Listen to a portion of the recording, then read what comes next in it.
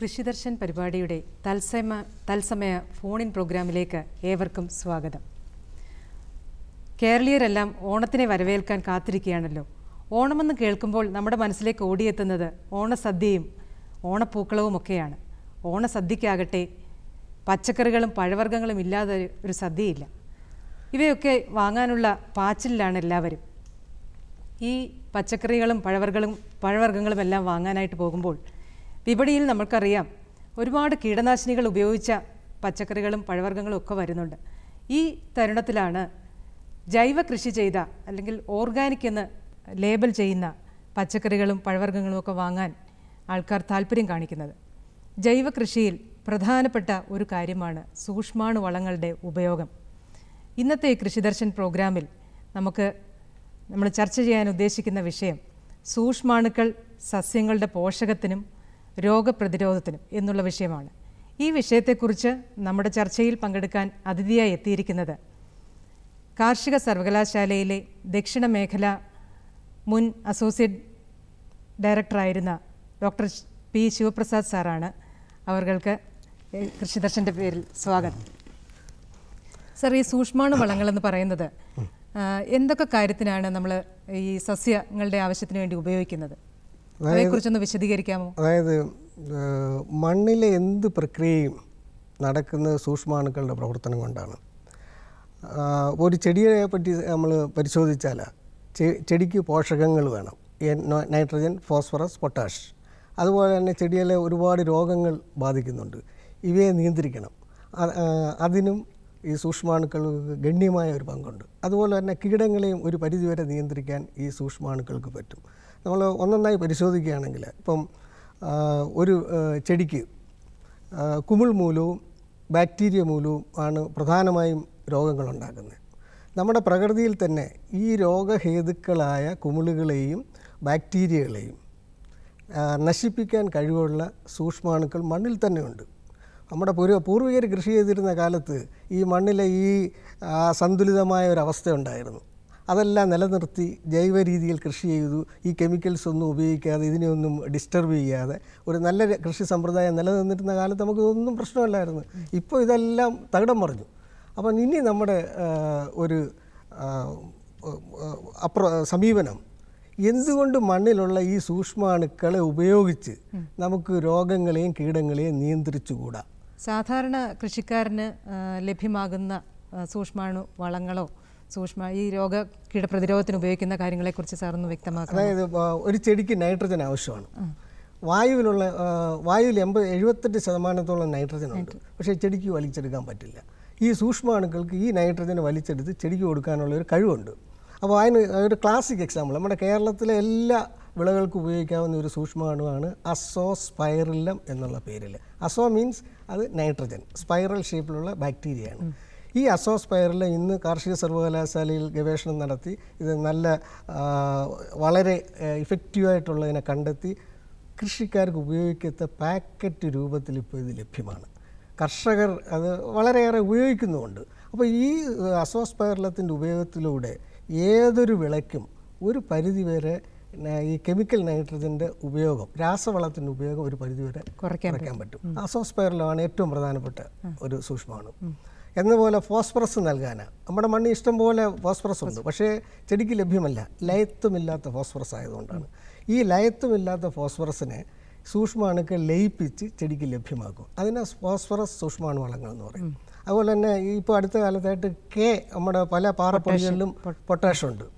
ഈ പൊട്ടാഷിനെയും ലയിപ്പിച്ച് ചെടിക്ക് ലഭ്യമാക്കുന്ന സൂക്ഷ്മാണുക്കളുണ്ട്. ഇതിനെല്ലാം നൈട്രജൻ സൂക്ഷ്മാണുവളം, ഫോസ്ഫറസ് സൂക്ഷ്മാണുവളം, പൊട്ടാഷ് സൂക്ഷ്മാണുവളങ്ങൾ എന്ന് പറയും. ഇതെല്ലാം പാക്കറ്റ് രൂപത്തിൽ ഇന്ന് ലഭ്യമാണ്. കർഷകർക്ക് ഏത് വിളയ്ക്കും ഇത് ഉപയോഗിക്കാവുന്നതാണ്. ഇത് മഹത്തായ കോൺട്രിബ്യൂഷനാണ് കാർഷിക സർവകലാശാല മേഖലയിൽ ചെയ്തിരിക്കുന്നത്. സാറ് തന്നെ ഇതിൻ്റെ ഗവേഷണ ഭാഗത്ത് ഒരുപാട് പ്രവർത്തിച്ചിട്ടുള്ള വ്യക്തിയാണല്ലോ. അപ്പോൾ ഇത് എങ്ങനെയൊക്കെയാണ് ഇത് ഈ ഒരു രീതിയിലേക്ക് വന്നതെന്നൊന്ന് വ്യക്തമാക്കാമോ? എന്നു വെച്ചാൽ നമ്മൾ ആദ്യം നമുക്കറിയാം മണ്ണിൽ തന്നെ ഈ സൂക്ഷ്മാണുക്കളെല്ലാം ഉണ്ട്. അതിനെ ശാസ്ത്രീയമായിട്ട് അതിൻ്റെ ടെക്നിക്സ് ഉപയോഗിച്ച് ലാബിൽ വേർതിരിച്ചെടുത്ത് അതിൻ്റെ കഴിവ് ലാബിൽ തന്നെ ടെസ്റ്റ് ചെയ്ത് പിന്നെ കർഷകരുടെ ഫീൽഡിലെല്ലാം ഇത് ട്രയൽ നടത്തി ഏറ്റവും എഫക്റ്റീവായിട്ടുള്ളതിനെ കണ്ടെത്തുകയാണ്. ഇത് ജീവാണു വളങ്ങളെപ്പറ്റി നമുക്ക് ഇന്ന് ഏറ്റവും പ്രായോഗികത്തിലുള്ള ജീവാണു വളങ്ങളാണിത്. അതുപോലെ തന്നെ രോഗനിയന്ത്രണത്തിന് വളരെ ഫലപ്രദമായിട്ട് കാണുന്ന 2 സൂക്ഷ്മാണുക്കളുണ്ട് കുമിൾ വർഗത്തിൽപ്പെട്ട. ഒന്ന് കുമിൾ ട്രൈക്കോഡർമ എന്ന് പറയും, എൻ്റെ പേരാണ് ട്രൈക്കോഡർമ. അതുപോലെ തന്നെ ബാക്ടീരിയ ഇനത്തിൽ സ്യൂഡോമോണാസ് എന്ന് പറയുന്ന ഒരു ബാക്ടീരിയ ഉണ്ട്. ഇത് കേരളത്തിൽ എസ്പെഷ്യലി പ്രത്യേകിച്ച് ഹൈ റേഞ്ച് മേഖലയിൽ ഇത് വളരെ വ്യാപകമായി എല്ലാ വിളകൾക്കും ഉപയോഗിച്ചുകൊണ്ടിരിക്കുന്നതാണ്. അതിൽ ട്രൈക്കോഡർമയെ പറ്റി പറയുകയാണെങ്കിൽ അത് കുമിൾ രോഗങ്ങളെ മാത്രം നിയന്ത്രിക്കാനുള്ളതാണ്. അത് സ്യൂഡോമോണാസ് ആണെങ്കിൽ കുമിൾ ബാക്ടീരിയ രോഗങ്ങളെയും നിയന്ത്രിക്കാൻ ഫലപ്രദമായിട്ട്. ഒരു കോള് വരുന്നുണ്ട്, നമുക്ക് ആ കോളിലേക്കൊന്ന് പോകാം. പ്രേക്ഷകരോട് ഒരു വാക്ക് ആദ്യം പറയുമ്പോൾ അവരുടെ പേരും എവിടെ നിന്നാണ് വിളിക്കുന്നതെന്നും കൂടി പറയണം. ഹലോ ഹലോ, ആരാണ്? ഹലോ, മധുസൂദനൻ നായർ, കോതനെല്ലൂരിൽ നിന്നാണ്. മധുസൂദനൻ നായർ, അതെ. എവിടുന്നാണ്? കോതനെല്ലൂർ, ഏറ്റുമാനൂരടുത്ത്. ഏറ്റുമാനൂരിൽ നിന്ന് മധുസൂദനൻ, ചോദ്യം പറയാമോ? ചോദ്യം, എനിക്ക് സ്കൂൾ ലെവലിൽ കുട്ടികൾക്കുള്ള കൃഷി പച്ചക്കറികൾ ചെയ്യിക്കുന്നുണ്ടല്ലോ, ആ കൂടെ പിള്ളേർക്ക് ഇങ്ങനത്തെ ക്ലാസ്സുകൾ കൊടുക്കുകയാണെങ്കിൽ കൂടുതൽ ജനകീയമായിട്ട് ഈ ക്ലാസ്സുകൾ വീടുകളിൽ വരും. ഒന്നുകൂടി ഒന്ന് ഉറച്ചു പറയാമോ? ചോദ്യം വ്യക്തമായി കിട്ടുന്നില്ല. അതായത് സ്കൂളുകളിലെ പച്ചക്കറി കൃഷിയില് കുട്ടികൾക്ക് ഈ ക്ലാസ്സുകൾ കൊടുക്കുകയാണെങ്കിൽ, സ്കൂളുകളിൽ പച്ചക്കറി കൃഷി ചെയ്യുമ്പോൾ ഈ ക്ലാസ്സുകൾ കൊടുക്കണം. അതോടൊപ്പം തന്നെ ഇത് പ്രായോഗികമായിട്ട് അവിടെ കൃഷി ചെയ്യുന്നതിന് കുട്ടികൾക്ക് ഇങ്ങനെയുള്ള വളങ്ങളും കൂടെ കൊടുക്കുകയാണെങ്കിൽ അവരവിടെ ചെയ്ത് പരിശീലനമാകുമല്ലോ. അപ്പൊ അത് ആ വീടുകളിൽ എത്തുക ഓട്ടോമാറ്റിക്കലി. സാർ പറയുന്നത് കുട്ടികൾക്ക് സ്കൂളിൽ ഈ പച്ചക്കറിത്തോട്ടം ചെയ്യുമ്പോൾ ഇതിന്റെ പരിശീലനമൊക്കെ കൊടുക്കാനുള്ള ഈ വളങ്ങളെ കുറിച്ച് കൂടുതൽ പരിചയപ്പെടുത്താമോ? അതായത് സ്കൂൾ അധികൃതരുടെ സ്ഥാനത്ത് നിന്നും ഇതിനു വേണ്ടി ഒരു താല്പര്യമെടുത്ത് ഒന്നുകിൽ കാർഷിക സർവകലാശാലയോ അല്ലെങ്കിൽ കൃഷി ഡയറക്ടറെ ബന്ധപ്പെട്ട് ഇതിനുള്ള സംവിധാനം ഉണ്ടാക്കണമെന്ന് അപേക്ഷിച്ചാൽ നിശ്ചയമായിട്ടും കൃഷി ഡിപ്പാർട്ട്മെൻറ്റ് വഴിയോ സർവകലാശാല വഴിയോ ഇതിന് എക്സ്പെർട്ട് ആൾക്കാരെ അയക്കുകയും ഈ രീതിയിൽ കുട്ടികളെ ട്രെയിൻ ചെയ്യുകയും ചെയ്യാം. മാത്രമല്ല ഈ കുട്ടികളിലൂടെ ഈ മെസ്സേജ് നല്ല രീതിയിൽ എല്ലാ വീടുകളിലും എത്താനുള്ള ഒരു നല്ല വഴി കൂടിയാണ്. ഇതൊരു നല്ല സജഷനാണ്. ഇപ്പം കൃഷിഭവനിലൂടെ നടപ്പിലാക്കുന്ന പദ്ധതികളിൽ കൂടുതൽ ഒരു നല്ലൊരു പങ്ക് കുട്ടികൾക്കുണ്ട്. കുട്ടികളിലൂടെ വിത്ത് കൊടുക്കുന്നതും. അല്ല, അപ്പോൾ ആ കുട്ടികൾ വിളിച്ചതിന് നന്ദി സാർ. സാറിന് ഉത്തരം ശരി കിട്ടിയല്ലോ? Okay, thank you. ഞാൻ പറഞ്ഞു സാർ, നമുക്ക് ആ ചർച്ചയിലേക്ക് തന്നെ തുടരാം. പറഞ്ഞു വന്നത് ട്രൈക്കോഡർമ എന്ന് പറഞ്ഞാൽ ഇതൊരു കുമിളാണെന്ന് ഞാൻ പറഞ്ഞു കഴിഞ്ഞു. ഈ കുമിളിൻ്റെ പ്രത്യേകത മറ്റ് രോഗഹേതുക്കളായ കുമിളുകളെ തിന്ന് ജീവിക്കുന്ന ഒരു കുമിളാണ്. അപ്പം ഈ കുമിള് നമ്മളിപ്പോൾ ഉദാഹരണം ഒരു എക്സാമ്പിളായിട്ട് ഞാൻ പറയുകയാണ്. കുരുമുളകിന് ഏറ്റവും മാരകമായ രോഗമാണ് ദുരിതവാട്ടം. അത് പ്രധാനമായിട്ടും വേരിൽ കൂടെ വന്ന് വേരഴുകി മൊത്തം പെട്ടെന്ന് ചത്തുപോവുകയാണ്. അപ്പോൾ ആ കുരുമുളകിൻ്റെ ചുവട്ടിൽ ഒരു കോടാനുകോടി ട്രൈക്കോഡർമയെ നമ്മൾ വളർത്തി ചുവട്ടിലിട്ട് കൊടുത്താൽ രോഗമുണ്ടാക്കുന്ന ഈ അണുവിൻ്റെ പേര് ഫൈറ്റോത്തോറ എന്നാണ്. ഈ ഫൈറ്റോത്തോറയ്ക്ക് അവിടെ വന്ന് എസ്റ്റാബ്ലിഷ് ചെയ്യാനോ വസിക്കാനോ വളരാനോ രോഗം ഉണ്ടാക്കാനോ സാധ്യമല്ല. കാരണം മറ്റേത് അതിനകത്തുനിന്ന് ജീവിക്കുന്നതാണ്. അപ്പം ഈ രീതിയിൽ വേരിലൂടെ കടന്നു വരുന്ന രോഗങ്ങളെല്ലാം നിയന്ത്രിക്കാൻ, കുമിൾ രോഗങ്ങളെ നിയന്ത്രിക്കാൻ ട്രൈക്കോഡർമ ഞങ്ങൾ അതിന് സജസ്റ്റ് ചെയ്യുന്നത്. സ്വാഭാവികമായിട്ട് അതായത് മണ്ണുകളിൽ കാണുമോ ഇത് സാധാരണ? അല്ല, അത് മണ്ണുകളിൽ ട്രൈക്കോഡർമ ഉണ്ട്. നമ്മളിതെല്ലാം മണ്ണിൽ നിന്ന് വേർതിരിച്ചെടുത്താണ്. പക്ഷേ അതിൻ്റെ എഫിഷ്യൻസി കഴിവ് വ്യത്യസ്തമായിരിക്കും. നമ്മൾ ഒരു കോൾ വരുന്നുണ്ട്, ആരാണെന്ന് പറയുമോ? ഹലോ ഹലോ, ഞാൻ ഷൊർണൂരിൽ നിന്നാണ്. പേര് വത്സലൻ. ഷൊർണൂരിന്ന് വത്സലൻ, പറയൂ ചോദ്യം പറയൂ. ഞാൻ ഈ വീട്ടിൽ പച്ചക്കറി കൃഷി ചെയ്യുന്നുണ്ടേ, നമ്മളെ വീട്ടാവശ്യം പച്ചക്കറി തോട്ടം, അടുക്കള തോട്ടം. അപ്പൊ ഈ കഴിഞ്ഞ വർഷം ഈ വർഷമായിട്ട് ഈ പാവല് പാവക്ക കൃഷി ചെയ്യുമ്പോഴേ ഇതിനകത്ത് കംപ്ലീറ്റ് കായ കേടാണ്. ഉള്ളില് പുഴു, ഒരു ചുവപ്പ് കളറൊക്കെ വന്നിട്ട് ഉള്ളിൽ പുഴു കണ്ടമാനം കായ ഉണ്ടാവുന്നുണ്ട്, പക്ഷെ എല്ലാം കേട് വന്നു പോവാ. അപ്പൊ അതിന് എന്ത് മരുന്നാ തളിക്കേണ്ടതെന്നുള്ള ഒരു ഐഡിയ കിട്ടിയിട്ടില്ല, അന്വേഷിച്ചിട്ടൊന്നും മനസ്സിലാവുന്നില്ല. അതുകൊണ്ടാണ്. പാവല് കൃഷി ചെയ്യുമ്പോൾ ഉള്ളില് കായ്ക്ക് പുഴു കയറുന്നു, അതല്ലേ ചോദ്യം? കർഷക സുഹൃത്തിന്റെ സംശയം മനസ്സിലായി. ഈ പാവയ്ക്കായ്ക്കകത്ത് ഫ്രൂട്ട്സ് അതിന്റെ കാ വന്നു കഴിയുമ്പോൾ മറ്റേ പൂച്ചി വന്ന് മുട്ടയിട്ട് അത് പുഴുവായി ഇത് നശിപ്പിക്കുന്നതാണ്. ഇതിന് ചെയ്യേണ്ടുന്ന വളരെ ഫലപ്രദമായ ഈ സൂക്ഷ്മാണുക്കൾ ഉപയോഗിച്ചുള്ള പ്രവൃത്തി എന്ന് പറഞ്ഞാൽ, ഇത് പൂ വന്ന് തുടങ്ങുന്നതിൻ്റെ തൊട്ട് മുമ്പ് തൊട്ട് തന്നെ ഒരു 20 ദിവസം ഇടവിട്ട് ബിവേറിയ എന്ന് പറഞ്ഞ ഒരു കുമിൾ സൂക്ഷ്മ അണു ലഭ്യമാണ്. ഈ ബിവേറിയ പൗഡർ രൂപത്തിലും ലിക്വിഡ് ബിവേറിയ ലായനി രൂപത്തിലും കിട്ടും. ആ പൗഡർ രൂപത്തിലുള്ളതാണെങ്കിൽ 2% ഷൊർണൂരിൽ നിന്നാണ് വിളിക്കുന്നത്. അപ്പോൾ അവിടെ അടുത്ത് അവിടെ മണ്ണൂത്തി ഒരു സെന്റർ ഉണ്ട്. പിന്നെ പട്ടാമ്പിയിൽ കാർഷിക സർവകലാശാലയുടെ ഒരു സെന്റർ ഉണ്ട്. അവിടെ നിന്ന് വാങ്ങിയിട്ട് 2% ലായനി തളിക്കുക, നന്നായി തളിക്കുക. അത് ഒരു പ്രാവശ്യം പോരാ, കീടം വന്നിട്ടും പോരാ, കീടം വരുന്നതിന് മുന്നേ തന്നെ തളിച്ചുകൊണ്ടേയിരിക്കണം. അതായത് ഒരു പ്രതിരോധ നടപടിയായിട്ടാണ് നമ്മളിത് എടുക്കുന്നത്. ഈ ബിവേറിയ ഈ പുഴുവിനിൽ രോഗമുണ്ടാക്കി അതിനെ നശിപ്പിക്കും. ഇത് ഫലപ്രദമായിട്ട് നമുക്ക് ഉപയോഗിക്കാം. വിളിച്ചതിന് നന്ദി സാർ. നമുക്ക് ചർച്ചയ്ക്ക് വീണ്ടും തുടരാം. ഞാൻ പറഞ്ഞു വന്നത് ട്രൈക്കോഡർമയുടെ കാര്യമാണ്. ഞാൻ പറഞ്ഞ അത് രോഗഹേതുക്കളായ കുമിളുകളെ തിന്ന് ജീവിക്കുന്നതാണ്. അപ്പം നമ്മൾ ഏതൊരു വിളയുടെ ചുവട്ടിലും ഇതിന് ഒരു വലിയ നമ്പർ വേണം. അതായത് അതിന് കർഷകർക്ക് വേണ്ടി ചാണകപ്പൊടി വേപ്പും പിണ്ണാക്കിൽ ഇതിനെ മൾട്ടിപ്ലൈ ചെയ്യാം. അവരുപയോഗിക്കുന്ന ജൈവവളം കുറച്ച് വേപ്പും പിണ്ണാക്ക്, ഒരു 10% വേപ്പും പിണ്ണാക്കും കൂടെ ചേർത്ത് ട്രൈക്കോഡർമ വളർത്തുക. ഒരു പാക്കറ്റ് നമ്മൾ വാങ്ങിക്കുവാണെങ്കിൽ എത്ര? 1 കിലോ ട്രൈക്കോഡർമ 90 കിലോ ചാണകപ്പൊടിയും 10 കിലോ വേപ്പും പിണ്ണാക്കുകളുടെ മിശ്രിതത്തിൽ ആവശ്യത്തിന് വേണ്ട ഈർപ്പം കൊടുത്ത് മിക്സ് ചെയ്ത് നനഞ്ഞ ചാക്കിട്ട് മൂടി വെച്ചിരുന്നാൽ 10-12 ദിവസം കഴിയുമ്പോൾ ഇത് മൊത്തം ട്രൈക്കോഡർമയുടെ വളർച്ചയായി മാറും. അപ്പോൾ 1 ഗ്രാമിൽ 1,00,000 ട്രൈക്കോഡർമ കാണും. അപ്പോൾ ഇങ്ങനെയുള്ള ട്രൈക്കോഡർമ ഒരു കിലോ 2 കിലോ നമ്മൾ ഒരു കുരുമുളക് വള്ളിയുടെ ചുവട്ടിലിട്ടാൽ കോടാനുകോടി ട്രൈക്കോഡർമ ചുവട്ടിൽ ഇങ്ങനെ കിടക്കുകയാണ്. അവിടെ പിന്നെ എങ്ങനെ രോഗഹേതുവായ ഈ കുമിളിന് വളരാൻ പറ്റും? അതുകൊണ്ട് വളരെ പക്ഷേ ഇതിൻ്റെ ഏറ്റവും പ്രസക്തമായ ഭാഗം, രോഗം വന്നു കഴിഞ്ഞിട്ട് നമ്മൾ ഇതിനെല്ലാം പോയി കഴിഞ്ഞാൽ ഒരു മൂട് കുരുമുളകിന് എത്ര വീതം ഈ നമ്മൾ മൾട്ടിപ്ലൈ ചെയ്ത വളം ചേർക്കണം? നമ്മൾ ഉപയോഗിക്കുന്ന ജൈവവളം, ഞങ്ങൾ റെക്കമെൻഡ് ചെയ്യുന്ന ഉപയോഗിക്കുന്ന ജൈവവളം മൊത്തം ഈ രീതി മൾട്ടിപ്ലൈ ചെയ്ത് ട്രൈക്കോഡർമ വളർത്തി ഉപയോഗിക്കുക. അപ്പോൾ ഒരു തെങ്ങിന് നമ്മൾ 25 കിലോ ചാണകം ഇടുന്നു. തെങ്ങിനല്ല, കുരുമുളക് 25 ഇടത്തില്ല. നമ്മൾ ഈ രീതി മൾട്ടിപ്ലൈ ചെയ്ത് ഒരു 2-3 കിലോ സാധനം ഇട്ടാൽ മതി. ഇല്ലെങ്കിൽ നമ്മൾ ഇത് മൾട്ടിപ്ലൈ ചെയ്ത് ഒരു 1-2 കിലോയുടെ കൂടെ ബാക്കി ഓർഗാനിക് മെനൂറും കൂടെ മിക്സ് ചെയ്ത് ചേർക്കാം. അപ്പം നല്ല സംരക്ഷണമായിരിക്കും. അതുപോലെ തന്നെ ഈ സ്യൂഡോമോണാസിൻ്റെ പ്രത്യേകത എന്ന് പറഞ്ഞാൽ ഇത് രോഗഹേതുക്കളായ കുമിളുകളെയും ബാക്ടീരിയയും ഒരുപോലെ നശിപ്പിക്കും. വളരെ വിരളമായിട്ട് ഒരു ജീവാണു ഈ കുമിൾ വർഗത്തിനെയും ബാക്ടീരിയ വർഗത്തിനെയും ഉള്ള രോഗഹേതുക്കളായതിനെ നശിപ്പിക്കുന്ന കണ്ടുകിട്ടും. ഇത് വളരെ പൊട്ടൻഷ്യലായിട്ടുള്ളതാണ്. വളരെ ഫലപ്രദമായിട്ട് നിയന്ത്രിക്കുകയും ചെയ്യും. കൂടാതെ ഇത് ഈ ചെടികളുടെ വളർച്ചയ്ക്ക് വേണ്ട ഹോർമോൺസ് ഉൽപ്പാദിപ്പിക്കുന്നുണ്ട്. അപ്പം ഏതൊരു വിളയ്ക്ക് ഇത് സ്പ്രേ ചെയ്താലും നല്ലൊരു വളർച്ചയ്ക്ക് ഒരു പുഷും കൂടെ കിട്ടും. ഗ്രോത്ത് പ്രൊമോട്ടറും കൂടെയാണ്. ഇത് കേരളത്തിൽ വ്യാപകമായിട്ട് ഇപ്പം കർഷകർ ഉപയോഗിച്ചുകൊണ്ടിരിക്കുകയാണ്. മാർക്കറ്റിൽ ലഭ്യമാണ്, നമ്മുടെ ഗവൺമെൻറ് സ്ഥാപനങ്ങളിൽ ലഭ്യമാണ്, യൂണിവേഴ്സിറ്റിയുടെ ഇൻസ്റ്റിറ്റ്യൂഷനുകളിലെല്ലാം ലഭ്യമാണ്. ഇത് ട്രൈക്കോഡർമയും പിന്നെ ഇത് ഉപയോഗിക്കുമ്പോഴുള്ള വേറൊരു ശ്രദ്ധിക്കേണ്ട കാര്യങ്ങൾ, ഇത് ജീവനുള്ള അണുക്കളാണ്. ഒരു കർഷക സുഹൃത്തിന് ഇത് പാക്കറ്റായിട്ട് കൈ കിട്ടും, വെളുത്ത അല്ലെങ്കിൽ കറുത്ത പൊടി, ഇല്ലെങ്കിൽ ലിക്വിഡ് ഫോം. അപ്പോൾ ഇതിനകത്ത് ഈ ജീവനുള്ള അണുക്കൾ ഉണ്ടോ ഇല്ലയോ എന്ന് കർഷകരുടെ ലെവലിൽ മനസ്സിലാക്കാൻ പറ്റത്തില്ല.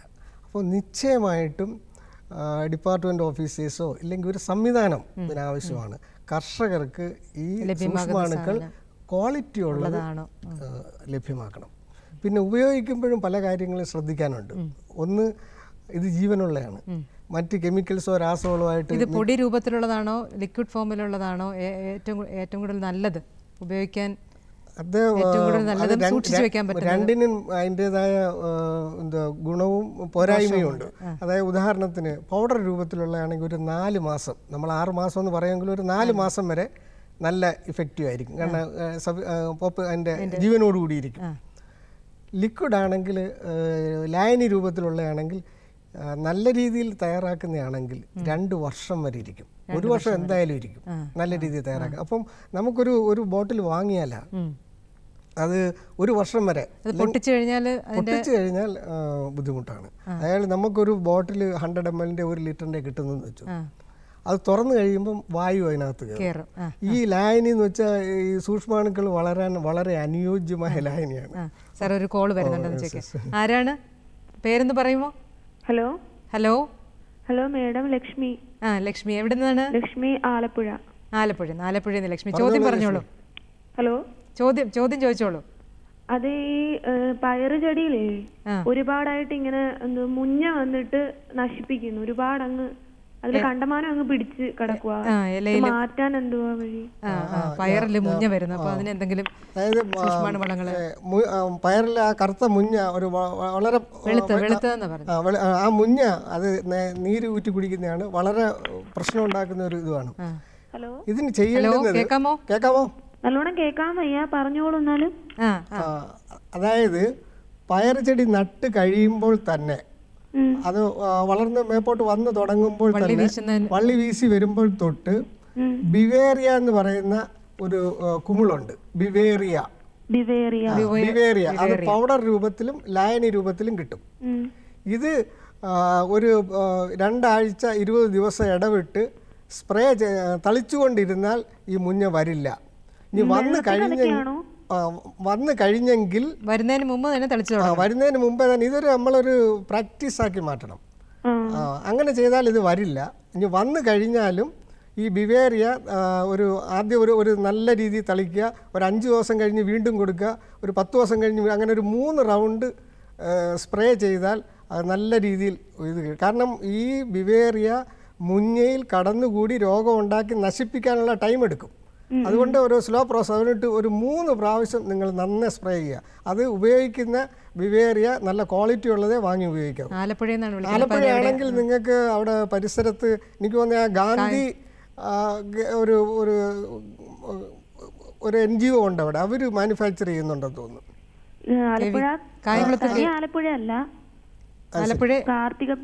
കാർത്തികപ്പള്ളി. എന്തായാലും അല്ലെങ്കിൽ കൃഷി ഓഫീസറോട് ചോദിച്ചാൽ മതി, കൃഷിഭവനിൽ ബന്ധപ്പെട്ടാൽ മതി.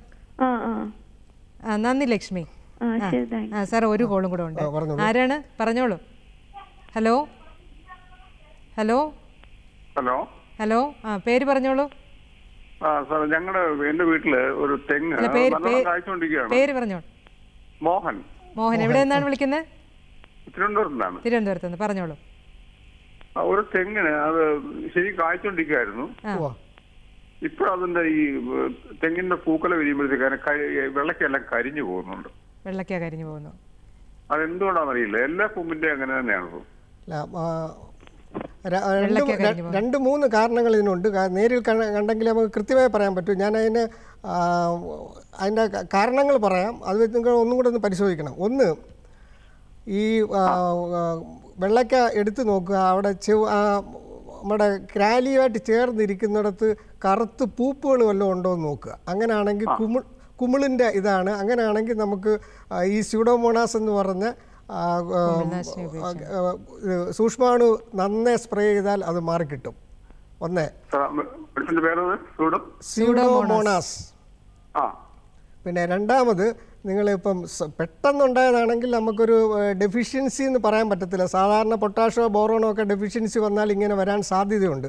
കാരണം ഇത് പെട്ടെന്നുണ്ടായതായതുകൊണ്ട് അത് ഡെഫിഷ്യൻസി നമുക്ക് അങ്ങനെ പറയാൻ പറ്റത്തില്ല. പക്ഷേ അത് നോക്കിയാൽ മാത്രമേ പറയാൻ പറ്റൂ. തൽക്കാലം നിങ്ങൾ ഈ പൂ വിരിഞ്ഞ് വരുന്ന ഉടനെ തന്നെ സ്യൂഡോമോണാസ് 2% ലായനി നല്ല രീതിയിൽ സ്പ്രേ ചെയ്യുക, തളിച്ചു കൊടുക്കുക. ശരി, നന്ദി മോഹൻ. സാർ ഒരു കോളും കൂടെ ഉണ്ട്. ഹലോ ഹലോ പേര് പറഞ്ഞോളൂ. ഹലോ പേരെന്താ? ഇത് വിജയകുമാർ, നെയ്യാറ്റിൻകരയിലാണ്. നെയ്യാറ്റിൻകരയിൽ നിന്ന് വിജയകുമാർ. ചോദ്യം ചോദിച്ചോളൂ. അതെ, ഈ ജീവാണു എന്ന് പറയുന്നത് ഇപ്പൊ നമ്മുടെ ഭൂമിയിലുണ്ടോ? ഇപ്പോൾ ഈ വളങ്ങളൊക്കെ ഇട്ടിട്ട് ഇതൊക്കെ നശിച്ചു പോയില്ലേ? ഇനി ഒന്നേന്നത് എങ്ങനെയാണ് ജീവാണു വരുന്നത്? അതൊരു പ്രസക്തമായ ചോദ്യമാണ്. ഇപ്പം നമ്മൾ വളരെ ശാസ്ത്രജ്ഞരെല്ലാം സങ്കീർണമായി ആലോചിച്ച്, അതായത് നമ്മൾ അമിതമായി രാസവളങ്ങളും ഈ കെമിക്കൽസ് ഉപയോഗിക്കുമ്പോൾ നിശ്ചയമായിട്ടും ഈ ജീവനുള്ള ഗുണകാരികളായിട്ടുള്ള ഈ സൂക്ഷ്മാണുക്കളുടെ എണ്ണം കുറയാനും നശിക്കാനും സാധ്യതയുണ്ട്. അത് ആ അസന്തുലിത അവസ്ഥ തന്നെയാണ് പലതിനും കാരണങ്ങളായി മാറിയിരിക്കുന്നത്. ഇപ്പം നമ്മൾ ഉദ്ദേശിക്കുന്നത് ഈ കൃഷി സമ്പ്രദായത്തിലൂടെ ഇതിനെയെല്ലാം നമ്മൾ ഉൾപ്പെടുത്തി ഈ മണ്ണിൽ ഇതിൻ്റെ എണ്ണം വർദ്ധിപ്പിച്ച് ഇവയുടെ പ്രവർത്തനം നല്ല രീതിയിൽ കൊണ്ടുവരിക എന്നുള്ള ഒരു സമീപനം കൂടിയാണ്. അതെ, ഈ മഹാരാഷ്ട്രയിലെ ഒരു പാലക്കർ എന്ന് പറയുന്ന ഒരാള്, എനിക്ക് മനസ്സിലായി നിങ്ങളുടെ പശുവിന്റെ ചാണകവും മൂത്രവും കൊണ്ട് 30 ഏക്കർ വരെ കൃഷി ചെയ്യാന്ന് പറയുന്നു. അത് സാറിന്റെ അഭിപ്രായം എന്താണ്? ഞാൻ അതിലെന്താണ് സംഭവിക്കുന്നതെന്നുള്ളത് കൃത്യമായി പറയാം. കാരണം അദ്ദേഹം ഒരു ശാസ്ത്രജ്ഞൻ പറഞ്ഞതിനെ പറ്റി ഞാൻ അഭിപ്രായം പറയുന്നില്ല, അദ്ദേഹം ഒരു ശാസ്ത്രജ്ഞനായതുകൊണ്ട്. പക്ഷേ എനിക്കറിയാം, പലചരക്കറി അറിയാം.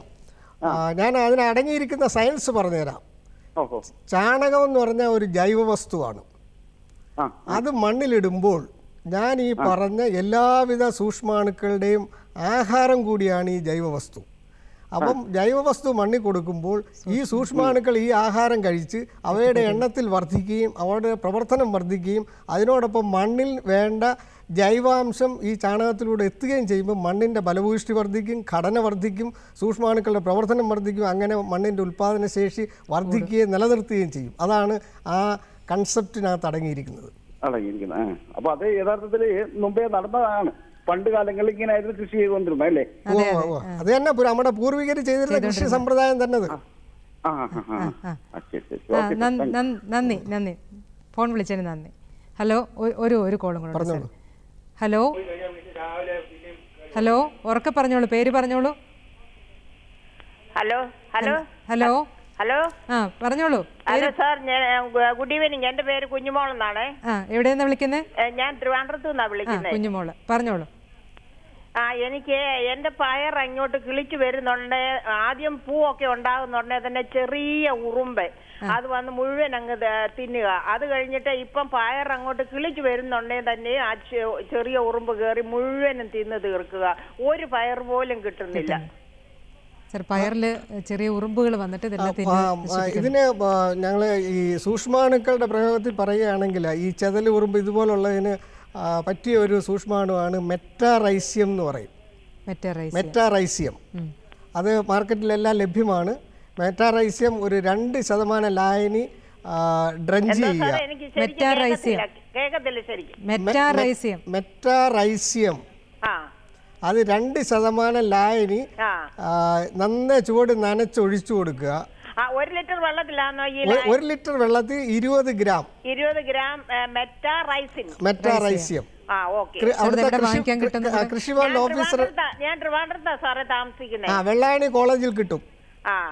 പിന്നെ ഒന്നുകൂടി ശ്രദ്ധിക്കുക, എറുമ്പിന്റെ ശല്യം വന്നതിന് അതിനുപയോഗിച്ചിരിക്കുന്ന വളങ്ങളിനകത്ത് ഏതെങ്കിലും ഈ എറുമ്പിനെ അട്രാക്ട് ചെയ്യുന്ന ഞാൻ ചാണകപ്പൊടിയും പിന്നെ കോഴിക്കാഷ്ടവും ചിലപ്പം കോഴിക്കാഷ്ടവും പിന്നെ ഈ വേപ്പിൻ പിണ്ണാക്കി ഇത് 3 ഞാൻ ചേർക്കുന്നുള്ളൂ, വേറെ ഒന്നുമില്ല.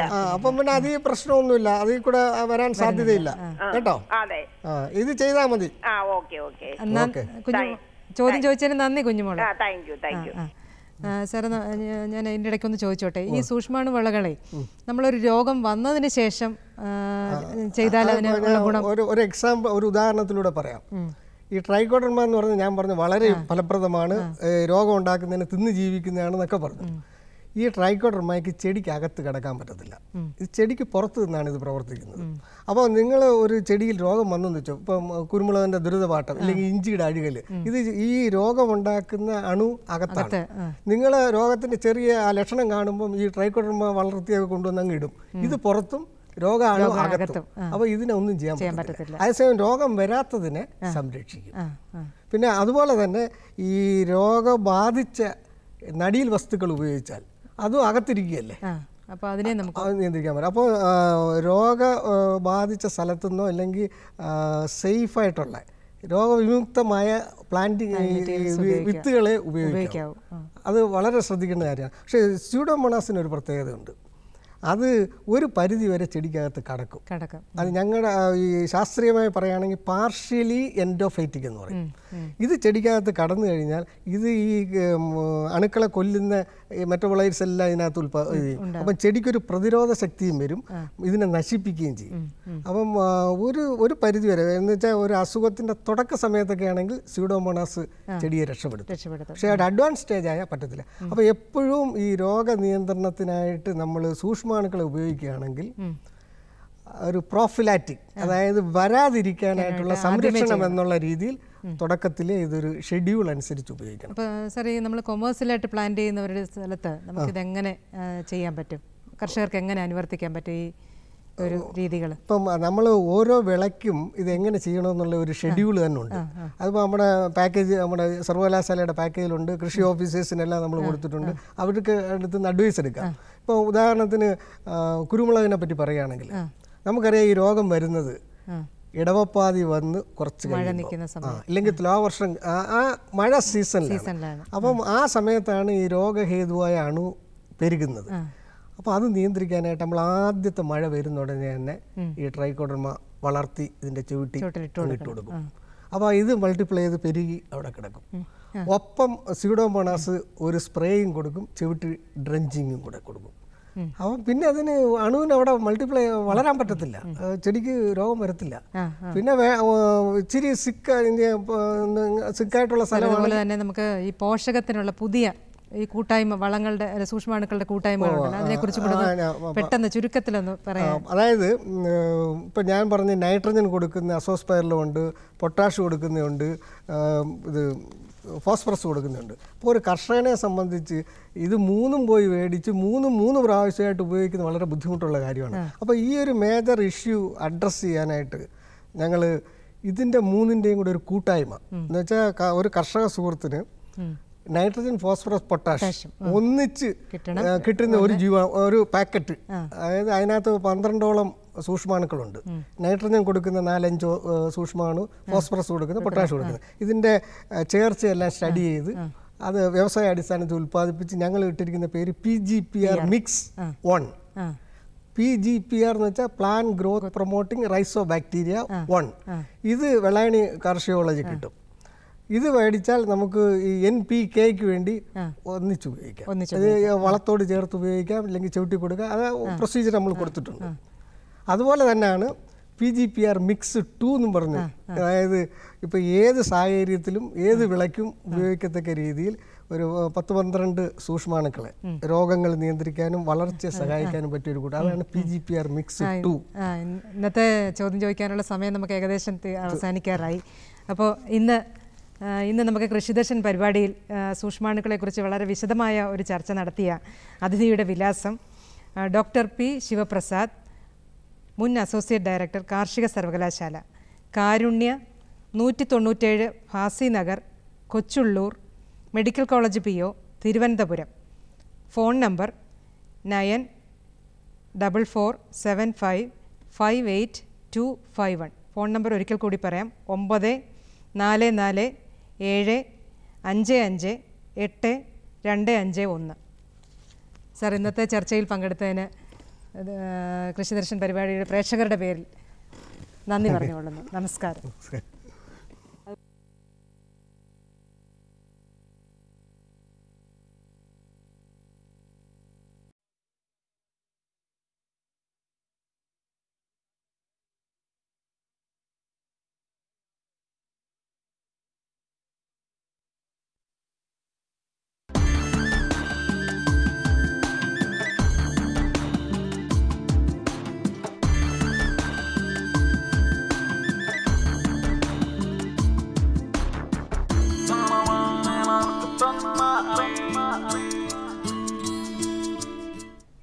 നമസ്കാരം. ദൂരദർശൻ കാർഷിക വാർത്തകളിലേക്ക് സ്വാഗതം. പ്രധാന വാർത്തകൾ. റബ്ബർ തോട്ടങ്ങളിലെ മണ്ണുജല സംരക്ഷണ രീതികളിൽ പരിശീലനം. പുതിയ ഇനം കശുമാവ് ജാർഗ്രാം 2 പുറത്തിറക്കി. നാളികേര ഭക്ഷ്യ സംസ്കരണത്തിൽ കോഴ്സ്. വാർത്തകൾ വിശദമായി. കോട്ടയത്തെ റബ്ബർ ട്രെയിനിംഗ് ഇൻസ്റ്റിറ്റ്യൂട്ടിൽ ഈ മാസം 11-ാം തീയതി റബ്ബർ തോട്ടങ്ങളിലെ മണ്ണുജല സംരക്ഷണ രീതികൾ എന്ന വിഷയത്തിൽ ഏകദിന പരിപാടി സംഘടിപ്പിക്കുന്നു.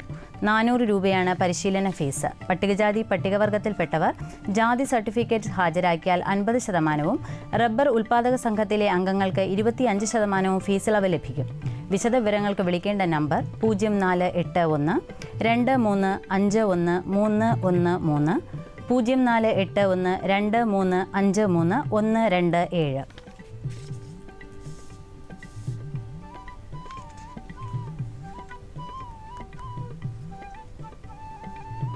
കേരളത്തിലെ വിവിധ ജില്ലകളിൽ നിന്ന് 300ഓളം പൈനാപ്പിൾ കർഷകർ പങ്കെടുത്ത ദേശീയ സുരക്ഷിത പൈനാപ്പിൾ കൃഷി എന്ന വിഷയത്തിൽ ദേശീയ ശില്പശാല തൃശൂരിൽ നടന്നു. കുരുമുളകിലെ മൂടുചീയൽ രോഗത്തിന് അക്കോമിൻ എന്ന കുമിൾനാശിനി ഫലപ്രദമാണെന്ന് മലപ്പുറത്തെ തവനൂർ കൃഷി വിജ്ഞാന കേന്ദ്രം അറിയിച്ചു. കേരള കാർഷിക സർവകലാശാല, കൃഷിവകുപ്പ് എന്നിവയുടെ സംയുക്താഭിമുഖ്യത്തിൽ തൃശൂർ വെറ്ററിനറി കാർഷിക സർവകലാശാല മെയിൻ ക്യാമ്പസിൽ ദേശീയ പൈനാപ്പിൾ കൃഷി എന്ന വിഷയത്തിൽ ഏകദിന ശില്പശാല സംഘടിപ്പിച്ചു. കൃഷി മൃഗസംരക്ഷണ വകുപ്പ് മന്ത്രി KP മോഹനൻ ശില്പശാല ഉദ്ഘാടനം ചെയ്തു. MP വിൻസെന്റ് MLAയുടെ അധ്യക്ഷതയിൽ ജോസഫ് വാഴക്കൻ MLA മുഖ്യപ്രഭാഷണം നടത്തി. കാർഷിക vice chancellor doctor P Rajendran ആമുഖ പ്രഭാഷണം നടത്തി. Director of research doctor R Gopalakrishnan, കൃഷി വകുപ്പ് director R Ajith Kumar, horticulture mission director doctor K Prathapan, Vazhakulam agro fruits processing company limited managing director Premnath, general council അംഗം doctor TN Jagadish Kumar, director of extension doctor PV Balachandran, pineapple mission special officer Sunil Kumar എന്നിവർ സംബന്ധിച്ചു. കുരുമുളകിലെ മൂടുചീയൽ രോഗത്തിന് അക്കോമിൻ എന്ന കുമിൾനാശിനി ഫലപ്രദമാണെന്ന് മലപ്പുറത്തെ തവനൂർ കൃഷി വിജ്ഞാന കേന്ദ്രം അറിയിച്ചു. 1 ലിറ്റർ വെള്ളത്തിൽ 3 മില്ലി അക്കോമിൻ എന്ന തോതിൽ കലക്കി 5 ലിറ്റർ വീതം ഓരോ വള്ളിയുടെയും ചുവട്ടിൽ ഒഴിക്കുകയും സ്പ്രേ ചെയ്യുകയും വേണം. ഇന്ത്യൻ കാർഷിക ഗവേഷണ കൗൺസിലിന്റെ കീഴിലുള്ള വെസ്റ്റ് ബംഗാളിലെ ജാർഗ്രാം പ്രാദേശിക കാർഷിക ഗവേഷണ കേന്ദ്രം ജാർഗ്രാം 2 എന്ന പുതിയ ഇനം കശുമാവ് പുറത്തിറക്കി. ഒരു മരത്തിൽ നിന്ന് 8 കിലോഗ്രാം വരെ കശുവണ്ടി തരാൻ കഴിവുള്ളവയാണ് ഇത്. 1 ഹെക്ടറിൽ 2.5 ക്വിൻ്റൽ കശുവണ്ടിയാണ് ഉൽപ്പാദനക്ഷമത. തേയിലക്കൊതുവിൻ്റെ ആക്രമണം കുറവാണെന്നതാണ് മറ്റൊരു പ്രത്യേകത. കശുവണ്ടിയുടെ ശരാശരി ഭാരം 28.5 ഗ്രാമാണ്. കൂടാതെ മഞ്ഞ നിറമുള്ള കശുമാങ്ങയായിരിക്കും ജാർഗ്രാം 2-ന്. തൊഴുത്തിനകത്തും വീടിനുള്ളിലുമൊക്കെ മണ്ണില്ലാതെ പുൽകൃഷി ചെയ്യാനുള്ള സാങ്കേതിക വിദ്യ കണ്ണൂർ ജില്ലയിലും തൃശൂർ ജില്ലയിലും നടപ്പാക്കുന്നു. തൃശൂരിൽ 2 പശുക്കളുള്ള 14 പേർക്കും കണ്ണൂരിൽ 10 പേർക്കുമാണ് പരീക്ഷണാടിസ്ഥാനത്തിൽ പദ്ധതിയുടെ ആനുകൂല്യം ലഭ്യമാക്കുന്നത്. ഈ കൃഷി ചെയ്യാനുള്ള ഹൈഡ്രോപോണിക് സംവിധാനത്തിന് 3,30,000 രൂപ ചിലവ് വരും. ഇതിൽ 1,75,000 രൂപ ക്ഷീരവികസന വകുപ്പ് സബ്സിഡിയായി നൽകും. വൈദ്യുതിയിൽ പ്രവർത്തിക്കുന്ന ഈ യന്ത്രത്തിൽ മണ്ണിന് പകരം പോഷകമിശ്രിതമടങ്ങിയ സ്പോഞ്ച് ട്രേകളാണ് ഉള്ളത്. ഒരു ദിവസം 200 ലിറ്റർ വെള്ളം വേണ്ടിവരും. നഗരങ്ങളിൽ പോലും ഈ സംവിധാനം ഉപയോഗിച്ച് പുൽകൃഷി ചെയ്യാനും കന്നുകാലികളെ വളർത്താനും സാധിക്കും. കൂടുതൽ വിവരങ്ങൾക്ക് തൃശൂർ, കണ്ണൂർ ജില്ലകളിലെ ജില്ലാ ക്ഷീരവികസന ഓഫീസുമായി ബന്ധപ്പെടുക. നാളികേര വികസന ബോർഡിന്റെ ആലുവ സൗത്ത് വാഴക്കുളത്തെ ഇൻസ്റ്റിറ്റ്യൂട്ട് ഓഫ് ടെക്നോളജി നാളികേര ഭക്ഷ്യ സംസ്കരണത്തിൽ 1 മാസത്തെ സർട്ടിഫിക്കറ്റ് കോഴ്സ് നടത്തുന്നു. സെപ്റ്റംബർ 2-ാം വാരം കോഴ്സ് ആരംഭിക്കും. ഏതെങ്കിലും സയൻസ് വിഷയത്തിൽ ബിരുദമാണ് യോഗ്യത. അപേക്ഷകൾ അയക്കേണ്ട വിലാസം: പ്രോസസ്സിംഗ് എഞ്ചിനീയർ, നാളികേര വികസന board, institute of technology, Keenpuram, south Vazhakulam PO, Aluva 683105. Phone 0484 2679 680 9495 569300.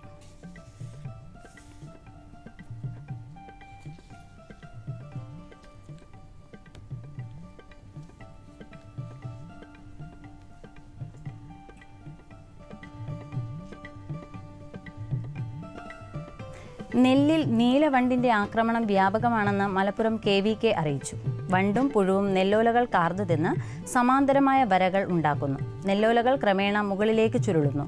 മണ്ണെണ്ണ, സോപ്പ്, എമൻഷൻ തളിച്ച് ഈ കീടത്തെ നിയന്ത്രിക്കാമെന്ന് വിജ്ഞാന കേന്ദ്രം അറിയിച്ചു. കൂടുതൽ വിവരങ്ങൾക്ക് വിളിക്കേണ്ട നമ്പർ 0494 2687 640.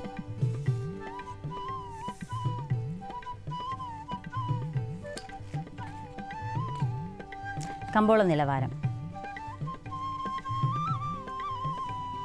വെളിച്ചെണ്ണ കൊച്ചി 16,000 രൂപ, വെളിച്ചെണ്ണ കോഴിക്കോട് 16,800, വെളിച്ചെണ്ണ തൃശൂർ 16,000, കൊപ്ര കൊച്ചി 10,900, കൊപ്ര കോഴിക്കോട് 10,700, കൊപ്ര തൃശൂർ 10,665, കുരുമുളക് അൺഗാർബിൾഡ് 69,000, കുരുമുളക് garbled 72,000.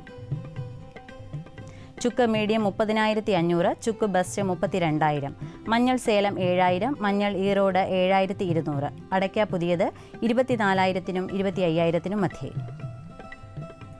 Kochi rubber RSS 5 grade 11,700, rubber RSS 4 grade 12,600. Kottayam rubber RSS 5 grade 11,900, rubber RSS 4 grade 12,600 രൂപ. കമ്പോള നിലവാരം കൊച്ചി. വെളിച്ചെണ്ണ 16,000 രൂപ, കൊപ്ര 10,900, പിണ്ണാക്ക് എക്സ്പെല്ല 2,300, പിണ്ണാക്ക് റോട്ടറി 3,000, കുരുമുളക് അൺഗാർബിൾഡ് 69,000, കുരുമുളക് ഗാർബിൾഡ് 72,000. ചുക്ക് മീഡിയം 30,500, ചുക്ക് ബെസ്റ്റ് 32,000, മഞ്ഞൾ നാടൻ 6,200, അടയ്ക്ക പുതിയത് 24,000-നും 25,000-നും മധ്യേ. ജാതിക്ക തൊണ്ടൻ 200-നും 270-നും മധ്യേ. ജാതിക്ക തൊണ്ടില്ലാത്തത് 400-നും 480-നും മധ്യേ. ജാതിപത്രി 700-നും 800-നും മധ്യേ. ഗ്രാമ്പു 900-നും 1,010-നും മധ്യേ. Rubber RSS 5 grade 11,700, rubber RSS 4 grade 12,600, ഒട്ടുപാൽ 17,800, latex 8,500 രൂപ. കമ്പോള അവലോകനം.